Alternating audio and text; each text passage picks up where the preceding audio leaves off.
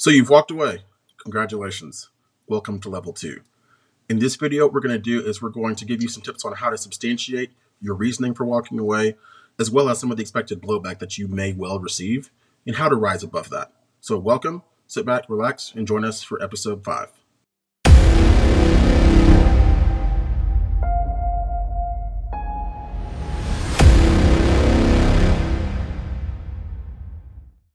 Howdy, y'all. Welcome back. We appreciate you taking the time once again to join us on this journey for episode 5. What we're going to talk about today is we've already established that we've walked away, correct? But now what's important to do is really know what to anticipate in the way of what's to come in the future, because obviously there's going to be a lot of blowback and there could be a lot of vitriol that you will encounter. So what we want to do with this video is really give you some tips and ways to substantiate why you walked away when you do encounter that resistance, and also give you just some basic generalized what to expect as far as the blowback is concerned, because the blowback inevitably is coming and it is going to be fierce. So what we're going to do is we condensed it down to the top 5 points that we think are most relevant and most commonly encountered, especially from a personal standpoint. We're going to go ahead and share those with you now. So the first point of which, and there are 5, the first point of which is the notion of demographic traitorism. That is, as soon as you decide to walk away, that you are somehow a traitor to whatever demographic that you are a part of, be that the African American demographic, be that the Asian demographic, be that the Hispanic demographic, be that the LGBT demographic. What was interesting to note is we talked about in our last videos, Brandon Straka, the founder of the walkaway movement, he's a gay man. He actually met with some resistance himself from a camera store. He was trying to purchase some equipment because the people there, they assumed that he was going to use it for what they deemed were alt-right purposes. But that aside, it's just the overall sentiment is that when people accuse you of demographic traitorism, what they're really doing is saying you don't have the right to be an individual all to yourself. You must cling and cleave to this specific myopic viewpoint. And the minute you deviate therefrom, then we deem you as a traitor to your entire demographic, which really goes against the notion of individualism that makes America and makes Americans great to begin with. And it establishes a very dark precedent, because it says that we don't think that you are a person. We just want you to think exactly how everyone else thinks who does look like you or who is like you. And if you don't, then somehow you have made some egregious mistake and you've stepped so far to a line that there's no saving you. It's an incorrigible sin, if you will. So that's the first point that we want to go into. The second point, I'll let Eddie take away right now. All right. Well, thanks. Yeah, the second point that I wanted to touch on, that's been a source of a lot of blowback that I've seen from people who've walked away, is that people view it as just a straight up party switch. They're like, okay, you walked away from the left, you walked away from the Democratic Party, so that means you're a Republican now, right? And that's not necessarily the case. I like to call it's a non-binary decision. Just because you walked away from the left does not mean you're automatically some far right-wing person. It just means that you have embraced the opportunity to think for yourself and to act upon those thoughts accordingly, whether it be through your the rhetoric that you choose to use, or of course the way you vote at the ballot box. So it's not as clean cut as just switching a D for an R. You have to remember that this is about freedom of thought, and with freedom of thought comes a lot of responsibility. It's easy to go lockstep with your demographic that you may or may not have chosen to be a part of. It's easy to go along with what you're supposed to do. There's no thought involved in that. There's a lot of thought involved in not only just walking away, but like Damani said, defending why you walked away. And part of that is clarifying to people that it's not just about dropping the Democratic mantle and picking up the Republican one. Yes, by walking away from the left, you're going to be walking away from a lot of what the Democratic Party stands for. But you have to understand that that doesn't mean that you just jump lockstep into the Republican mindset either, because then you've literally just traded one for the other. So keep freedom of thought in the forefront of your consciousness. You've already done great by walking away. Now keep that going by how you choose to do your due diligence in your politics from here on out. Damani, what's point 3? So point 3 is a term that we come up with ourselves. It's called the tolerance paradox. The tolerance paradox really applies to, obviously, the feeling from the left that a lot of what they purport to embody is being loving and inclusive, and we don't care, who you say you are, we're going to love you anyway. But what you'll find is when you have boldly woken up and said that you have walked away from the left, what you will find is that immediately all pretenses of inclusion and love and tolerance go straight out the window. And you will be met with extreme vitriol that honestly has no basis in real factual data. It just comes from a place of inherent negativity. In my own experience, when I went to a Trump rally in June of 2016 here in Dallas, Texas, I actually was accosted and spit upon by three younger African American females.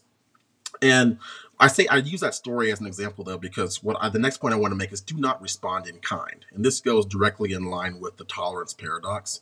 So it might seem honestly unlike what you may naturally do to not stoop to that level, but the thing is, here's the unfortunate piece: is that the minute that you do choose to stoop to that level and respond to the intolerance with more intolerance, what you do is validate the wild histrionics from the left, right? Because they are going to come at you, and make no mistake, like they will be vicious with it.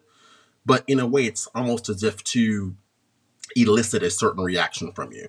If they can do that, that means that they've won. And when you respond in kind, what you've done is you've cheapened the integrity of the entire movement.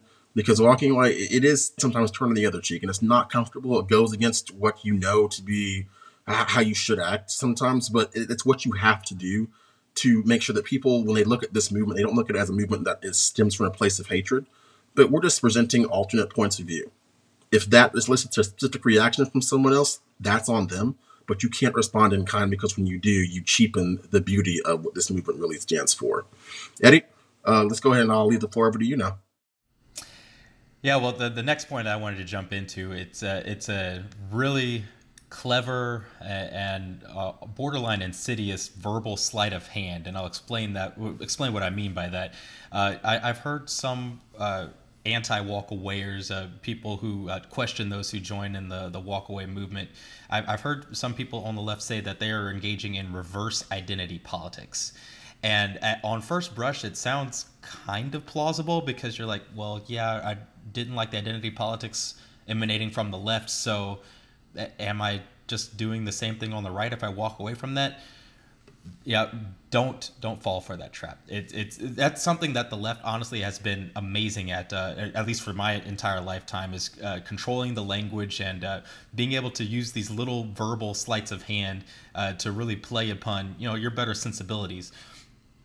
The way to combat that is it's not reverse identity politics to walk away from identity politics.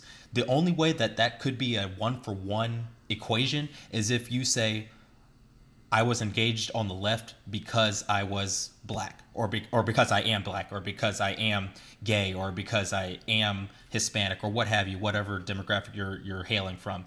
If you say then I'm on the right side because I'm black, because I'm gay, then that's reverse identity politics. That's not why people are walking away, though. Don't kid yourself. The lion's share of the stories that I've seen, actually 100% of the stories I've seen, have been from people who are walking away from the thinking that they have to line up their priorities a certain way just because of a group that may or may not be based on immutable characteristics. It's not about just flipping it on its head and being like, okay, well, I'm still a member of this subgroup, and now I'm a member of the right or a member of the center because I'm a member of that subgroup. No, that's not how this works at all. So whenever you come up against somebody who tries to throw you with that little sleight of hand and be like, well, you're just doing identity politics on the right. No, it's not about that at all. It's about embracing, like I said in my first point, or the second point of this video, it's about embracing that freedom of thought. It's about doing your due diligence. That does not mean that all of a sudden my immutable characteristics are still defining my politics. No, it's the antithesis of that. So go in grounded with that. It's not about trying to exhibit the same thing on the right or in the center as you were on the left. It truly is a walking away from identity politics of all kinds, because like we say on this channel all the time, identity politics is dead. Damani, take us home. All right, so the last point that we want to make is that invariably what you will come up against is accusations of presumed ignorance. And that means that basically someone's just saying, okay, well, because you think this way and because you have chosen to walk away, I'm going to immediately and viciously accuse you of just being ignorant, which honestly is more of a cop-out than anything. And that's when you really realize that when you think about the ways that people try to needle you and get a certain reaction out of you, it's mainly because they've run out of things to say that are constructive.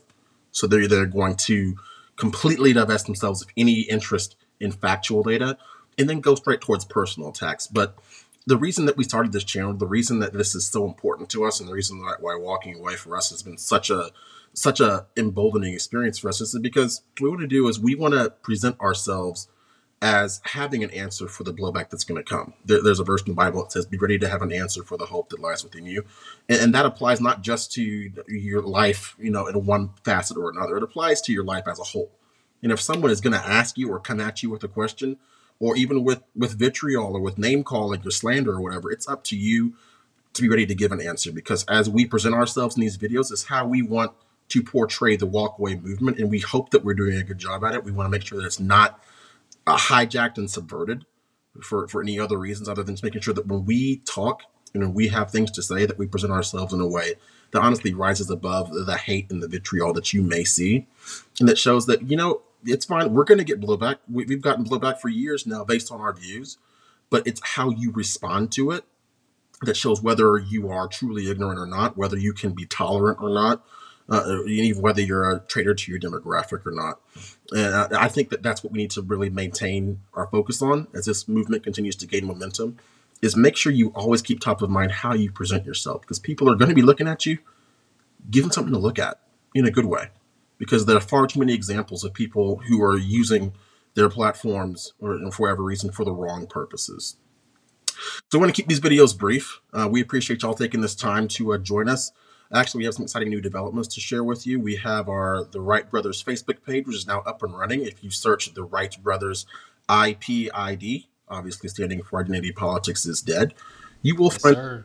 Please feel free to like, share, and subscribe to this video and any other videos that you've seen that you've liked. If you don't like it, go ahead and tell us why you didn't. We're always looking for ways to give feedback. We might actually feature some dissenters' comments in the future. We do appreciate all of our subscribers. We're overwhelmed with gratitude with how well this has taken off for us. So we thank y'all from the bottom of our hearts, and we look forward to sending future content your way. Episode 6 should be up in about a week or so.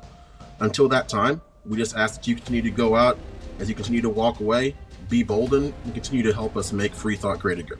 So without further ado, thanks and gig 'em. Thanks and gig 'em. The first revolution is when you change your mind about how you look at things and see that there might be another way to look at it that you have not been shown. The revolution will not be televised, and be no rerun, brothers and sisters. The revolution will be live.